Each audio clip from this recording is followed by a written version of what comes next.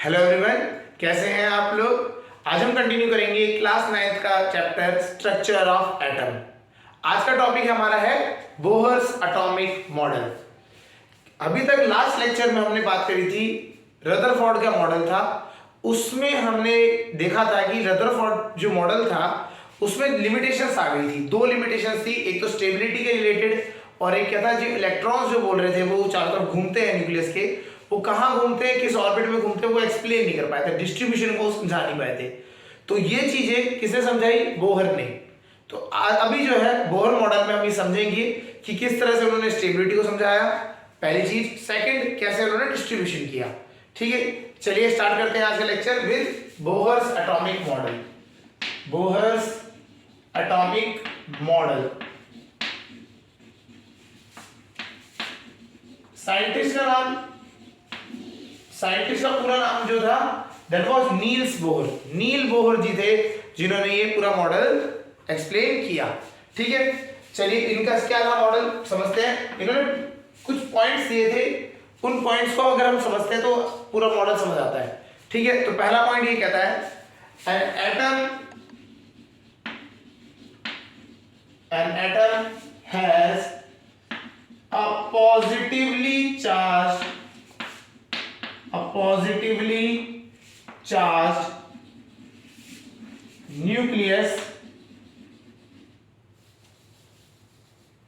nucleus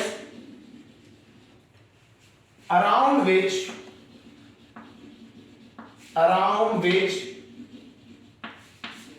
electrons revolve in discrete orbits.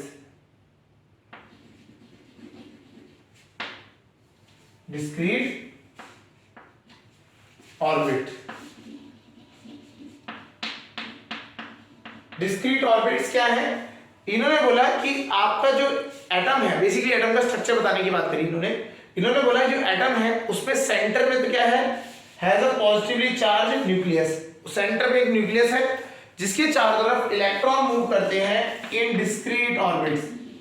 मतलब ये orbits जो है आपकी कुछ स्पेसिफिक ऑर्बिट्स हैं, इनमें ये मूव करते हैं। डिस्क्रीट ऑर्बिट्स मतलब वो ऑर्बिट्स में परमिशन है, मतलब आपको अलाउड है कि ये इलेक्ट्रॉन जो है, ये एटम इस नंबर का इलेक्ट्रॉन इस वाले ऑर्बिट में घूमेगा। अब वो कैसे होता है वो डिस्ट्रीब्यूशन में हम समझेंगे, बट इन्होंने पूरा स्टेटमेंट इस तरह से बताया कि आपका न्यूक्लियस है, न्यूक्लियस के चारों तरफ कुछ ऑर्बिट्स है, डिस्क्रीट ऑर्बिट्स है, उनमें क्या होता है, इलेक्ट्रॉन्स घूमते हैं और ये पॉजिटिवली है चार्ज। न्यूक्लियस जो है वो क्या है, पॉजिटिवली चार्ज है। क्लियर हो गया? ये पहला पॉइंट था इनका। सेकंड पॉइंट क्या कहता है, देखते हैं। सेकंड पॉइंट इनका ये कहता है ईच ऑर्बिट, जिसको हमने बात करी है ना, each orbit has a energy associated with it,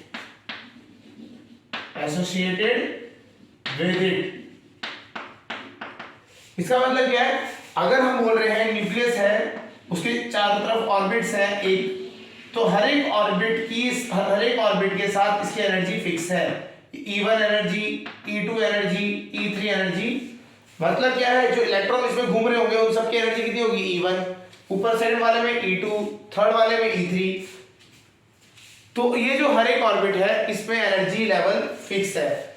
इसी वजह से क्या होता है, therefore these orbits are called energy cell or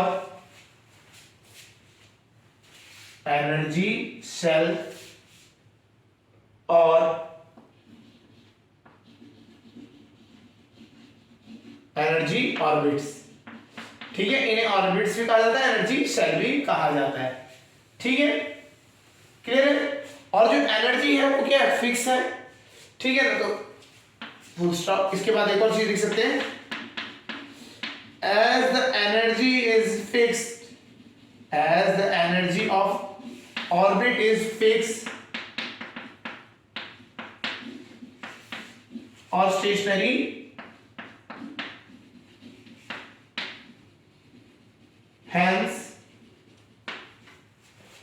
hence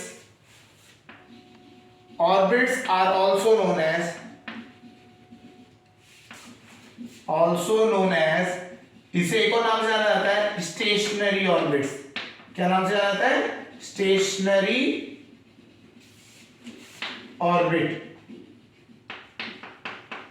stationery orbit कहा जाता है। तो इस वजह से ही आपके क्या है, ऑर्बिट्स के नाम दिए गए। स्टेशनरी ऑर्बिट, एनर्जी सेल, ये सब कहा जाता है ऑर्बिट्स को। क्लियर है? अब ऑर्बिट्स के ये तो समझ आ गया। अब ऑर्बिट्स होती क्या है इनको देख लेते हैं।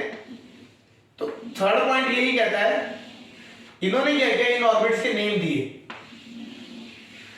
इन्होंने बोला न्यूक्लियस हो गया, पहले ऑर्बिट का नाम K, L, M, N and so on.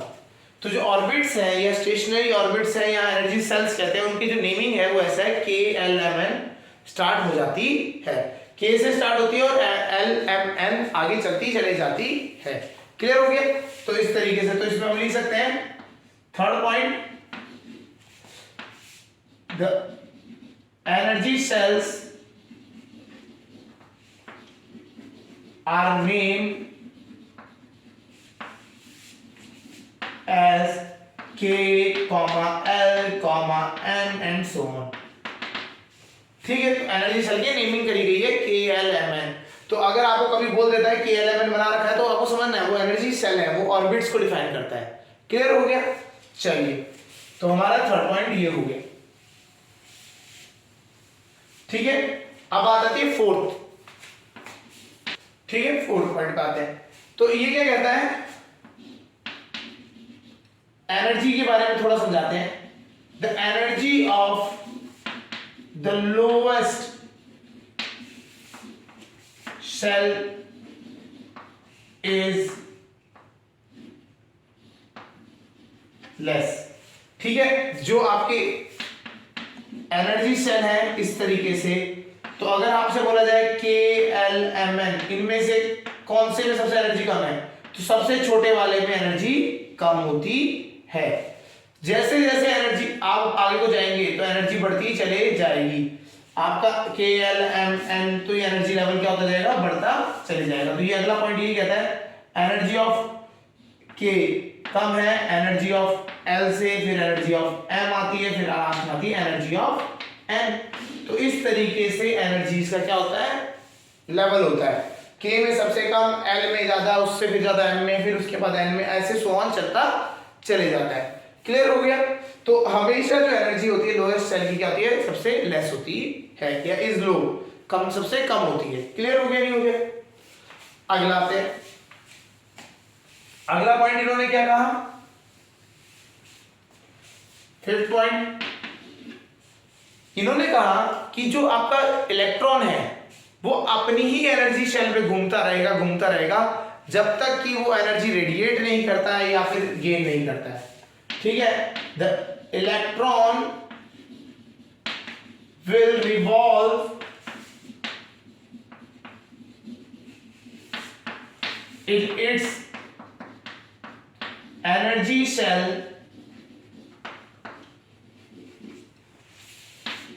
until it radiates energy. Energy जब तक ये रेडिएट नहीं करता तब तक ये उसी में घूमता रहेगा। मतलब ये इस तरह से है, अगर इलेक्ट्रॉन ने अब रेडिएट कर दी एनर्जी तो ये नीचे आएगा, नहीं करी है तो वो अपने ही उस जगह पे घूमता रहेगा, तब तक घूमता रहेगा जब तक वो एनर्जी रेडिएट नहीं करता। ये आपको ध्यान रखना है। क्लियर हो गया? इसी का उल्टा अगर हम पॉइंट बात करें, सिक्स्थ पॉइंट पे बात करें, तो इन्होंने ये कहा, सिक्स्थ पॉइंट ये कहा, electrons jump to higher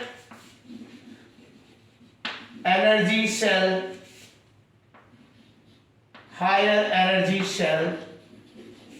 when they gain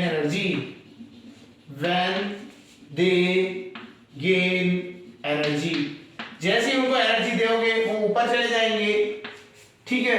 और जैसे रेडिएट करेंगे वो नीचे चले जाएंगे। क्लियर हो गया नहीं हो गया? तो ये इस तरीके से इन्होंने बताया। क्लियर?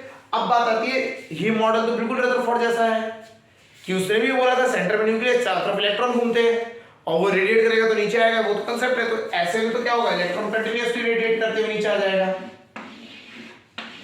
रेडिएट करते करते वो ऐसे नीचे आ जाएगा और घूम के इस पे गिर जाएगा। ये तो था, बट यहां पे बोर जी ने एक सिंपल स्टेटमेंट कहा कि भैया यहाँ पे एनर्जी क्या होता है, चेंज नहीं होती इलेक्ट्रॉन की। मतलब इलेक्ट्रॉन जब तक घूम रहा है इसमें घूमता ही रहेगा, एनर्जी रेडिएट नहीं करेगा। क्लियर है? तो एनर्जी ऐसा नहीं है कि घूमने से इसकी एनर्जी रेट कम होगी, एनर्जी इसकी कांस्टेंट रहेगी हमेशा। ठीक है? जब आप आगे जाए आप पढ़ेंगे 11th में तो इसके डेरिवेशंस भी आते हैं। ठीक है? तो उन्होंने कंसेप्ट ये पूरा दिया था, उन्होंने कंसेप्ट बताया आपका एंगुलर मोमेंटम क्या रहता है इस फील्ड में। तो उनकी वो पूरा फिजिकली उन्होंने मतलब सॉल्व किए थे वैल्यूज, इन्होंने बताया था कि क्या चीज है। वो भी आपके में नहीं है 9th क्लास में, लेकिन आपको ये समझना है कि अगर इलेक्ट्रॉन एक ऑर्बिट में घूम रहा है तो वो एनर्जी लूज करेगा तो नीचे तो आएगा, लेकिन बट वो इस एनर्जी लेवल पे कंटिन्यूअसली वो काफी टाइम तक घूम सकता है। ऐसा कोई जरूरत नहीं है कि उसको एनर्जी रेडिएट करके वापस नीचे आना ही आना है, ये इस पे घूमता ही रहेगा, हमेशा तक के लिए घूम सकता है विदाउट लूजिंग एनर्जी। और ये नीचे आते आते अगर लास्ट में आ गया तो यहाँ वाला जो है ये फर्दर एनर्जी लूज करके नीचे नहीं जा सकता। फर्स्ट ऑर्बिट से के वाले से एनर्जी लूज करके नीचे नहीं जा सकता, इसकी एनर्जी वैसे ही बहुत कम होती है, इससे एनर्जी और कम करके न्यूक्लियस में नहीं जा सकता। क्लियर हो गया? ये इन्होंने कंसेप्ट दिया था, तो स्टेबल हो गया आपका एटम। क्लियर? अब बात आती है डिस्ट्रीब्यूशन की, डिस्ट्रीब्यूशन के बारे में भी अब समझ लेते हैं। ठीक है? ये तो हो गया हमारा बोहर का मॉडल, इन्होंने समझाया। अब इन्होंने जो दूसरी लिमिटेशन थी रदरफोर्ड की वो भी समझनी थी, दैट वाज कि उन्होंने बोला था कि डिस्ट्रीब्यूशन कैसा है। तो डिस्ट्रीब्यूशन समझ लेते हैं, के एल एम और एन, के एल एम एन, इन्होंने इस तरह से मॉडल दिया है। डिस्ट्रीब्यूशन में आते हैं फर्स्ट, तो पहला पॉइंट इन्होंने डिस्ट्रीब्यूशन के लिए बात करी, मैक्सिमम इलेक्ट्रॉन्स। इन्होंने सबसे पहले समझाया कि maximum electrons in a shell can be 2n square। क्या होगा? 2n square हो सकता है। जैसे एग्जांपल समझाते हैं, KLMN, तो इनके नंबरिंग कैसे होते हैं, k को नंबर n, l की वैल्यू n की वैल्यू k के लिए 1 होगी, l के लिए 2, m के लिए 3, n के लिए 4। तो अगर हम बात करें 2n स्क्वायर निकालने, n की वैल्यू 1 रखेंगे, 1 का स्क्वायर 1 इंटू 2 2, फिर 2 रखेंगे, 2 का स्क्वायर 4, 4 2 जा 8। तो मैक्सिमम k में कितना आ सकता है 2, l में आ सकते हैं 8, m में कितने आएंगे 3 रखेंगे, 3 का स्क्वायर 9, 9 2 जा 18, 4 रखेंगे, 4 4 जा 4 का स्क्वायर 16, 16 2 जा 32। तो इस तरीके से मैक्सिमम इलेक्ट्रॉन्स k में कितने आ सकते हैं 2, l में 8, m में 18 और n में 32। तो ये इन्होंने बताया था पहला पॉइंट कि डिस्ट्रीब्यूशन किस तरह से किया जा सकता है, कि हर एक ऑर्बिट में कितने इलेक्ट्रॉन्स एकोमोडेट हो सकते हैं, तो उन्होंने ये चीज बताई। क्लियर हो गया? अच्छा, अब यहां पे थोड़ा सा ये पॉइंट तो समझ आ गया। अब सेकंड पॉइंट बहुत इंपॉर्टेंट है इसके साथ, ये तो हो गया। सेकंड पॉइंट ये कहता है maximum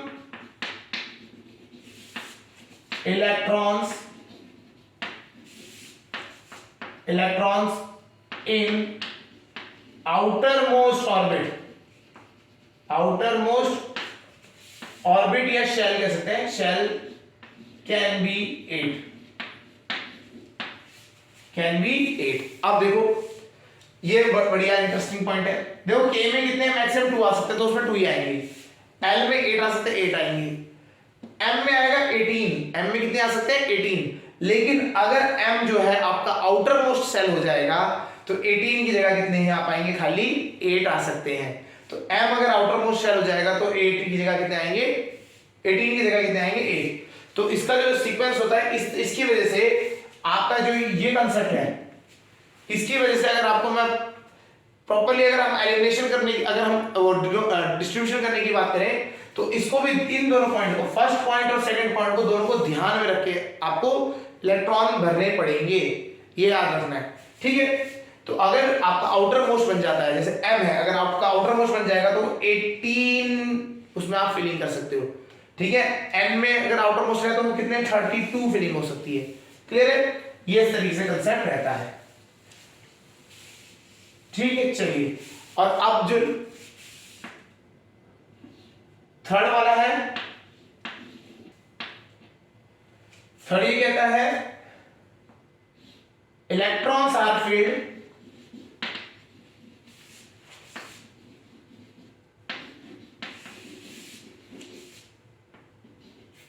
first in inner orbits then in outer,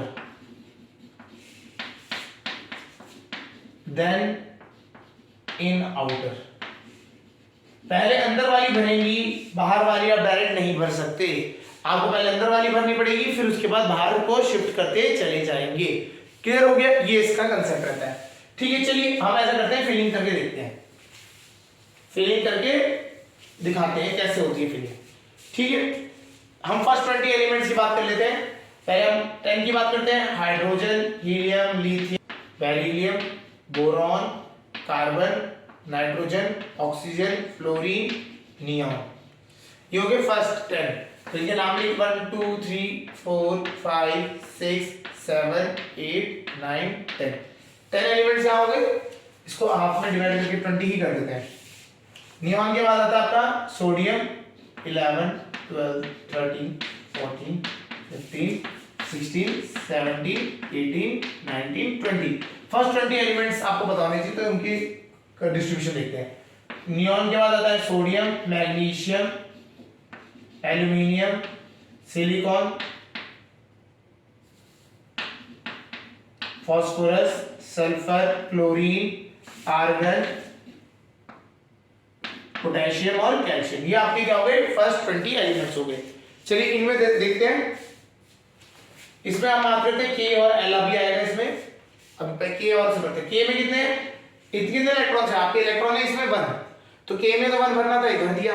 अंदर वाले में भर जाते फिर बाहर वाले में जाएंगे, ठीक है। चलिए हीलियम, हीलियम में कितने हैं 2, तो के की लिमिटेशन भी 2 है तो 2 तक डाल देते हैं। लिथियम, लिथियम की कितनी है 3, लिथियम में 3 है, तो के में कितने भर सकते हैं मैक्सिमम 2, एक चले जाएगा आगे एल में। बेरिलियम के लिए इसमें 2 आएंगे, इसमें 2, इसमें 2, इसमें 3। कार्बन में देखिए अंदर के में आपके 2 आ सकते हैं टोटल 6, तो 4 आपके आगे चले गए, ऐसे 2 5 2 6 2 7 और 2 8। तो एल की जो लिमिट है वो 8 तक है, के की लिमिट थी 2 तक, एल की लिमिट 8 तक थी, तो आराम से आपने इस तरह से फिल कर दी। अब बात आती है आगे 11 वाले में आते हैं, के एल एम एन। के में हो गया आपका 2 भर सकते हैं, एल में 8 भर सकते हैं। अब उसके बाद जो बचे कितने हैं, बचे आपके A1 बचा, तो वो किस में चले गए, एम में चले गया। इसके नेक्स्ट वाले में अगर बात करें, अगले में 2 आ जाएगा, फिर आ जाएगा 2 8 3 2 8 4 2 8 5 2 8 6 2 8 7। अच्छा m की लिमिट कितनी है 18, लेकिन अभी देखोगे आप तो ये आउटर मोस्ट ऑर्बिट चल रही है, तो जब आउटर मोस्ट में, तो आउटर मोस्ट में कितने भर सकते हैं, खाली 8 भर सकते हैं। तो यहाँ पे कितने आर्गन में 2 8 8 भर दिया, ये आउटर मोस्ट हो गया, ठीक है। अगर हम पोटेशियम में आते हैं 2 8 9 नहीं भर सकते इसको, क्यों, अगर 9 भर दिया तो ये आउटर मोस्ट में कितने इलेक्ट्रॉन आ गए 9 आ गए, तो ऐसा नहीं कर सकते। तो आउटर मोस्ट में हमें, अगर ये आउटर मोस्ट में आ जाता है तो इसको हम किस में कन्वर्ट कर देते हैं 8 पे, तब हम कितने में कन्वर्ट कर देंगे 8 पे, और जो बचा हुआ है वो चल जाएगा अगले वाले में 1, फिर ऐसे 2 8 8 2। इस तरीके से आपका इलेक्ट्रॉनिक कॉन्फ़िगरेशन या इलेक्ट्रॉनिक डिस्ट्रीब्यूशन होता है। तो आपको ये इलेक्ट्रॉनिक डिस्ट्रीब्यूशन करना आना चाहिए, सारे के सारे मेटल्स पता होने चाहिए, फर्स्ट 20 एलिमेंट्स तो पता ही होने चाहिए, उनके एटॉमिक नंबर, फिर उनके डिस्ट्रीब्यूशन किस तरह है। डिस्ट्रीब्यूशन करना आसान है, के में आपको भरना है मैक्सिमम 2, एल में और एम और एन में अगर आप देखेंगे तो यहाँ पे आपको 8 ही भरने हैं, एम में भी ना, तो 2 8 8 ऐसे करके भरना होता है। तो फर्स्ट 20 एलिमेंट्स आप इस तरह से इलेक्ट्रॉनिक कॉन्फ़िगरेशन भरते हैं। क्लियर हो गया? तो समझ आ गया होगा बोर जी ने क्या कहा था। बोर मॉडल, नील्स बोर ने उन्होंने अपना मॉडल दिया, उन्होंने बेसिकली एक्सप्लेन कर दिया रदरफोर्ड के जो लिमिटेशंस थी उनको, उन्होंने स्टेबिलिटी को समझाया। कैसे समझाया? उन्होंने बोला कि एनर्जी शेल्स है, एनर्जी शेल में अगर इलेक्ट्रॉन मूव करेगा तो वो उसमें कोई इफेक्ट नहीं आएगा, वो रेडिएट ही नहीं करेगा अपनी एनर्जी, तो वो हमेशा उस एनर्जी शेल में घूम सकता है। क्लियर हो गया? और उन्होंने डिस्ट्रीब्यूशन को एक्सप्लेन कर दिया था, तो इसी वजह से क्या हुआ, आपका बोर का मॉडल सक्सेसफुल रहा और वो हमें पढ़ाया गया। ठीक है, क्लियर हो गया? चलिए आज के लिए इतना ही करते हैं।